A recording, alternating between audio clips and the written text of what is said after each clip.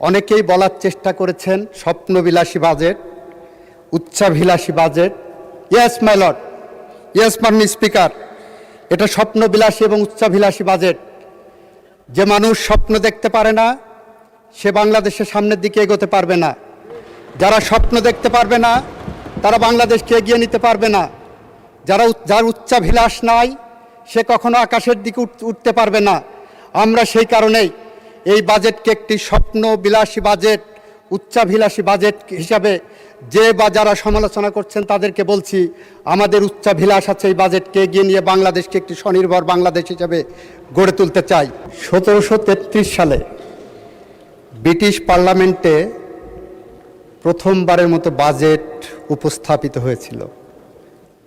সেইটার ধারাবাহিকতায় 1860 সালে এই উপমহাদেশে ইস্ট ইন্ডিয়া কোম্পানির জেমস উইলসন বাজেট উত্থাপন করেছিলেন।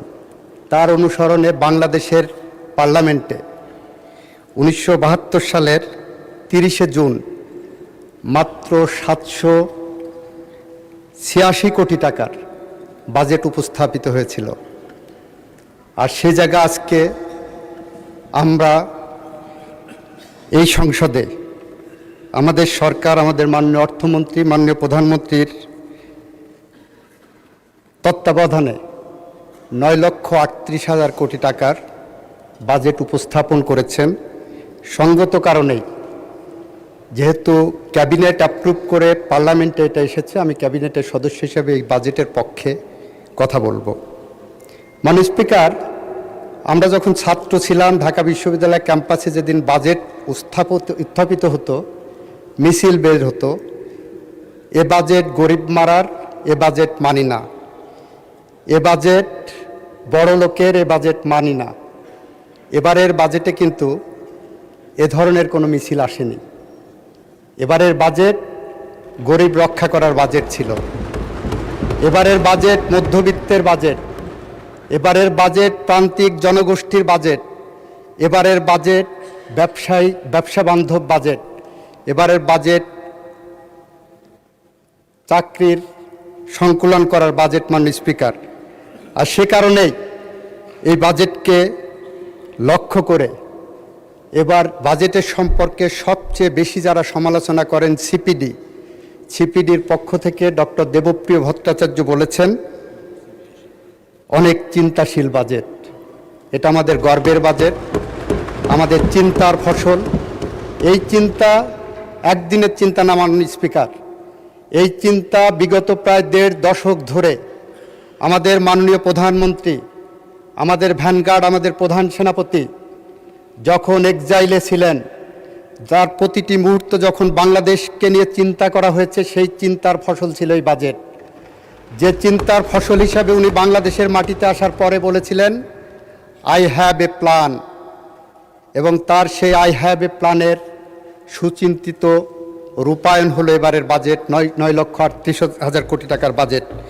মাননীয় স্পিকার, এই বাজেটকে কেন্দ্র করে অনেকেই বলার চেষ্টা করেছেন স্বপ্নবিলাসী বাজেট, উচ্চাভিলাষী budget. Yes my lord, yes মাননীয় স্পিকার, এটা স্বপ্নবিলাসী এবং উচ্চাভিলাষী বাজেট। যে মানুষ স্বপ্ন দেখতে পারে না সে বাংলাদেশের সামনের দিকে এগোতে পারবে না। যারা স্বপ্ন দেখতে পারবে না তারা বাংলাদেশকে এগিয়ে নিতে পারবে না। যার উচ্চাভিলাষ নাই সে কখনো আকাশের দিকে উঠতে পারবে না। আমরা সেই কারণেই এই বাজেটকে একটি স্বপ্নবিলাসী বাজেট, উচ্চাভিলাষী বাজেট হিসাবে যারা সমালোচনা করছেন তাদেরকে বলছি, আমাদের উচ্চাভিলাষ আছে এই বাজেটকে এগিয়ে নিয়ে বাংলাদেশকে একটি স্বনির্ভর বাংলাদেশ হিসাবে গড়ে তুলতে চাই। সে কারণেই উচ্চাভিলাষী বাজেট বলেন, স্বপ্নবিলাসী বাজেট বলেন, যে নামেই ডাকুন না কেন, এবারের বাজেট সমসাময়িক সময়ে বাংলাদেশের ইতিহাসের সবচেয়ে অনন্য উচ্চতায় নিয়ে যাবে বাংলাদেশকে। সেরকম একটি স্বপ্নের সোপান হিসাবে আমরা ওখানে উপস্থাপন করেছি। মাননীয় স্পিকার, মাননীয় স্পিকার, আপনাকে যদি বলি এই বাজেটে কি নেই, বা আপনার মাধ্যমে গোটা জাতিকে যদি বলে এই বাজেটে কি নেই, তাহলে আমি বলবো এই বাজেটে নেই যারা মদ খায় তাদের জন্য কম পয়সায় মদ খাওয়ার ব্যবস্থা নেই। যদি বলে এই বাজেটে কি নেই, তাহলে আমি বলবো যারা সিগারেট খায়, নিকোটিন খায়, তাদের কম পয়সায় সিগারেট বা নিকোটিন খাওয়ার পথ রুদ্ধ করা হয়েছে, বন্ধ করা হয়েছে। এটা সেই ধরনের বাজেট। এই বাজেট আমার দেশের গরিব প্রান্তিক কৃষকের কৃষি কার্ড ইস্যু করার জন্য, কৃষির ফলন বাড়ানোর জন্য ভর্তুকির ব্যবস্থা রাখা হয়েছে। মাননীয় স্পিকার, মাননীয় স্পিকার, এই বাজেটের মধ্যে আমার প্রান্তিক জনগোষ্ঠীকে অন্তর্ভুক্ত করে ফ্যামিলি কার্ডকে যতটা জনপ্রিয় ইতিমধ্যেই করা হয়েছে, ফ্যামিলি কার্ডকে প্রত্যেকটা দুয়ারে দুয়ারে পৌঁছে দেওয়ার জন্য এই বাজেট তৈরি করা হয়েছে। মাননীয় স্পিকার, মাননীয় স্পিকার, এই বাজেট বাংলাদেশকে শুধু সার্টিফিকেট তৈরির শিক্ষা প্রতিষ্ঠান হিসাবে গড়ে তোলার যে চলমান প্রক্রিয়া আছে সেখান থেকে বের করে এনে এই বাজেট কারিগরি খাতে বাংলাদেশের শিক্ষা ব্যবস্থাকে ঘুরিয়ে দেওয়ার জন্য অতিরিক্ত ৬,০০০ কোটি টাকা বরাদ্দ করা হয়েছে। মাননীয় স্পিকার, যেখানে মাদ্রাসা এবং কারিগরি শিক্ষা বোর্ডের যে খাত আছে সেখানে দেখা যাবে এই বাজেটে যুব সমাজকে ফোকাস করা হয়েছে, এই বাজেটকে স্বাস্থ্য খাতকে ফোকাস করা হয়েছে, এই বাজেটকে শিক্ষা খাতকে ফোকাস করা হয়েছে, এই বাজেটকে কর্মমুখী এবং কর্মসংস্থানের ব্যবস্থা করা হয়েছে। মাননীয় স্পিকার, মাননীয় স্পিকার, এমন একটি সময়ে এসে আমরা দাঁড়িয়েছি যে সময়ে বিগত ১.৫ দশকের মতো সময়ের আমার দেশের অর্থনীতির চাকা পিছন দিকে ঘুরিয়ে দেওয়ার ব্যবস্থা করা হয়েছিল, যে সময়ে $234 বিলিয়ন পাচার করে নিয়ে যে বিদেশে বেগমপাড়া তৈরি করা হয়েছে, যে দেশে লুটপাট করে, আমার দেশের থেকে লুটপাট করে অর্থনৈতিকভাবে বিদেশে ব্যাংক ব্যালেন্স তৈরি করা হয়েছে, বিদেশে যে লুটেরারা এখন শান শৌকতে অবস্থান করছে, যে সময়ে আমরা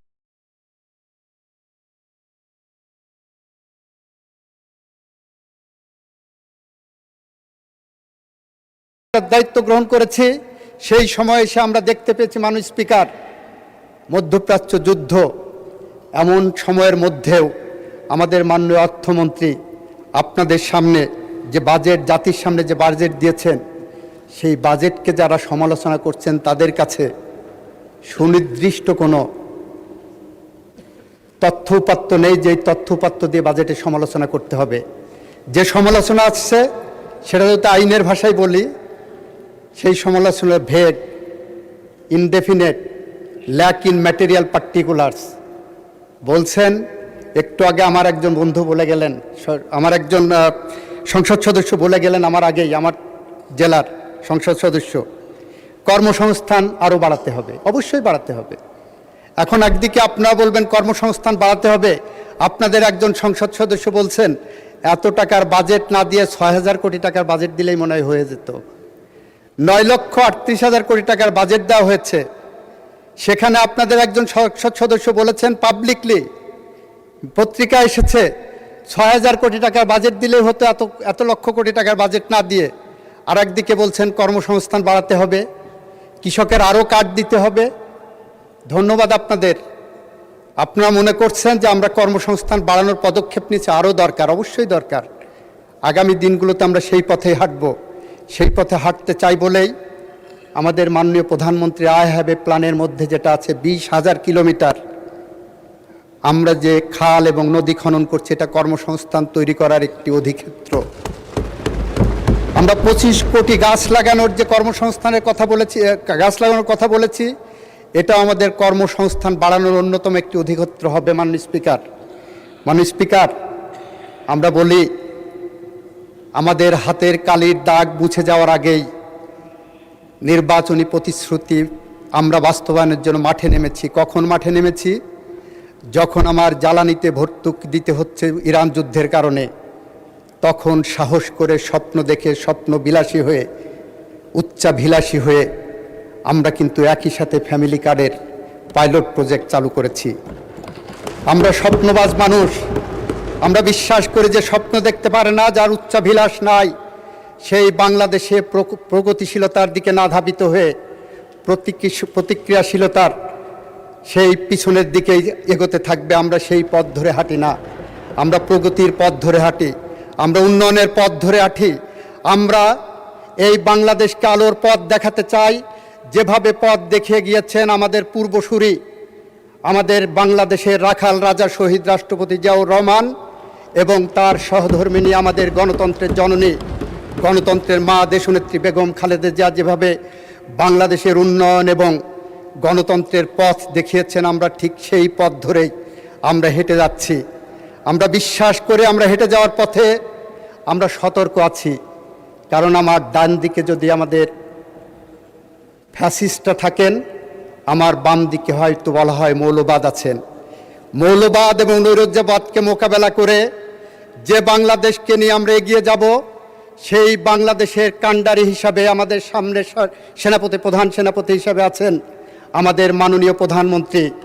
আমরা পথ হারাবো না মাননীয় স্পিকার, যতক্ষণ পর্যন্ত আমাদের মাননীয় প্রধানমন্ত্রী তার আই হ্যাভ এ প্ল্যান নিয়ে এগিয়ে যাবেন, সেই পথে আমরা এগিয়ে যাব। এবং সেই পথ ধরে যখন আমরা এগোতে যাই, সেই পথে বলতে হয় সেই 1733 সালে পৃথিবীর ইতিহাসের প্রথম বাজেট যখন ব্রিটিশ পার্লামেন্টে উপস্থাপিত হয়েছিল, তারপরের থেকে সেই ব্রিটেন যেখানে এগিয়ে গেছে, আমরা ঠিক সেই একই পথে উচ্চাভিলাষী এবং স্বপ্নবিলাসী বাজেট নিয়ে এই বাংলাদেশকে সেরকম একটি স্তরে নিয়ে যাব, একটার পর একটা করে। সেখানে আমাদের যত বাধার প্রাচীর আসুক, সমস্ত বাধার প্রাচীর এবং ব্যারিকেড আমরা ভেঙে ফেলবো মাননীয় স্পিকার। মাননীয় স্পিকার, এই বাজেটে মূল্যস্ফীতি নিয়ন্ত্রণের কথা বলা হয়েছে, এই বাজেটে কর ছাড়ের কথা বলা হয়েছে, এই বাজেট সামাজিক সুরক্ষার কথা বলা হয়েছে। এত কিছু বলার পরেও যারা এই বাজেটকে ধন্যবাদ জানাতে পারেননি, তাদের বলবো, হয় তাদের মনটা পরিষ্কার করেন, নাই চোখটা পরিষ্কার করেন, নাই কানটা পরিষ্কার করেন। বাজেট যখন উপস্থাপিত হয়, তখন দেখেছি মাননীয় বিরোধী দলের অনেক বন্ধু হাতে তালি দিয়েছেন। ওনারা হয়তো হাতিতালি দিয়েছেন, বুঝেছেন, ওনাদের বিবেক জাগ্রত হয়েছে। আর অনেক বন্ধু নির্জীবভাবে বসেছিলেন, আজ এই বাজেটের মধ্যে বাংলাদেশের এমন কিছু না আছে যার থেকে ওনারা ভালো দিতে পারতেন। ওনারা একটা ছায়া বাজেট দিয়েছেন মাননীয় স্পিকার। সেই ছায়া বাজেট যে সমস্ত খাতে দিয়েছেন, সেইটার সাথে যদি আমাদের এটা মিলাবেন, যারা একটা বাজেট পর্যালোচনা করেন তারা বুঝবেন যে সেই ছায়া বাজেট এই বাজেটের ধারে কাছে নাই। এই বাজেট স্বপ্ন বুননের বাজেট, এ বাজেট স্বপ্নের সোপান বেয়ে এগিয়ে যাওয়ার বাজেট। মাননীয় মন্ত্রী, আরো 3 মিনিট সময় দেওয়া হলো, 3 মিনিটে সাম আপ করুন। মাননীয় স্পিকার, এই বাজেটকে সামনে রেখে আমরা যেমন বাংলাদেশ চাই, সেই বাংলাদেশ হলো যে বাংলাদেশে একজন সাধারণ মানুষ একটি সুশাসন পাবে, একটা অফিসে যাবে, যে অফিসের কর্মকর্তারা তার কাজ ওই সাধারণ মানুষকে হয়রানি করবে না। এই বাজেটকে সামনে রেখে এমন একটি স্বপ্নবাদ মানুষ হিসাবে আমরা চাই, বাংলাদেশ চাই, যেখানে একজন সাধারণ মানুষ তার জমা করা অর্থ যখন পোস্ট অফিস কিংবা ব্যাংকে যে ফিক্সড ডিপোজিট ভাঙাতে যাবেন, তখন যাতে উনি সেই টাকাটা ফেরত আনতে পারেন, তার সমুদয় সঞ্চয় ফেরত আনার জন্য। সেখানে কোনো ব্যাংক দখলের প্রশ্ন আসবে না মাননীয় স্পিকার। মাননীয় স্পিকার, আমরা এমন একটি বাজেট এখানে পেয়েছি যে বাজেট দিয়ে সুশাসন প্রতিষ্ঠা করার জন্য, ন্যায় বিচার প্রতিষ্ঠা করার জন্য, বাংলাদেশের মানুষের আশা আকাঙ্ক্ষার জায়গা প্রতিষ্ঠা করার জন্য, বাংলাদেশের আইনের শাসন প্রতিষ্ঠা করার জন্য, মানবাধিকার এবং গণতন্ত্র প্রতিষ্ঠা করার জন্য আমরা একটি স্বচ্ছতার মধ্য দিয়ে এগিয়ে যেতে পারি মাননীয় স্পিকার। মাননীয় স্পিকার, আমাদের মাননীয় প্রধানমন্ত্রী বক্তৃতায় বলেছেন আমরা লুটপাটের অর্থনীতি বন্ধ করতে চাই। এই বাজেট সে লুটপাটের অর্থনীতি বন্ধ করার একটি পদক্ষেপ মাত্র। $234 বিলিয়ন পাচার করে নিয়ে যে টাকা আমার দেশের কৃষকের, আমার দেশের মজুরের, আমার দেশের শ্রমিকের 234 বিলিয়ন টাকা পাচার করে নিয়ে যখন বেগমপাড়া বানানো হয়, তার বিরুদ্ধে বিরোধী দল কিন্তু কোনো সোচ্চার হননি। যদি আজকে আমাদেরকে ঘেরাও করে বলতেন ওই টাকা ফেরত আনার ব্যবস্থা করতে হবে, সেইটা করেননি। ইসলামী ব্যাংক নিয়ে মিছিল হচ্ছে, ইসলামী ব্যাংক নিয়ে মিছিল হচ্ছে। একদিকে মাননীয় বিরোধী দলের নেতা তার লিখিত বক্তব্যে বলেছেন তার পুরনো শেয়ার হোল্ডারদের ফেরত দেওয়া হোক, মাননীয় স্পিকার, সেই লাইনে যদি যাই তাহলে কোম্পানি আইনের বিধান মতে পুরনো শেয়ার হোল্ডার এই 24-এর গভর্নমেন্টের আগে, ইন্টারিম গভর্নমেন্টের আগে পুরনো শেয়ার হোল্ডারের খাতায় যাদের নাম আছে তারা হলেন ওনারাদের ভাষায় যে একটা বিশেষ গোষ্ঠী সেই শেয়ার কিনে নিয়েছেন এবং ওই শেয়ারের রেকটিফিকেশনের একমাত্র অধিকার আছে সুপ্রিম কোর্টের হাইকোর্ট বিভাগের। যদি চান তাদের হাতে ফেরত দেওয়ার জন্য আসেন, আইনি ব্যাটেল করি, বসি, আর্গুমেন্টে বসি। তাদের ফেরত দিতে চাইলে বলেন, জনসমক্ষে আসি, আমাদের কোনো অসুবিধা নাই। আমরা সেই কারণে বলছি, যেটা বলছেন, যেটা ভাবছেন, যেটা আন্দোলন করছেন বুঝে করেন। এই বাজেটকে কেন্দ্র করে আপনারা যে ধোঁয়াশা তৈরি করছেন চাচ্ছেন, সেই বিরোধিতার জন্য বিরোধিতা না করে আসেন উচ্চাভিলাষীর বাজেট। ধন্যবাদ মাননীয় মন্ত্রী, ধন্যবাদ।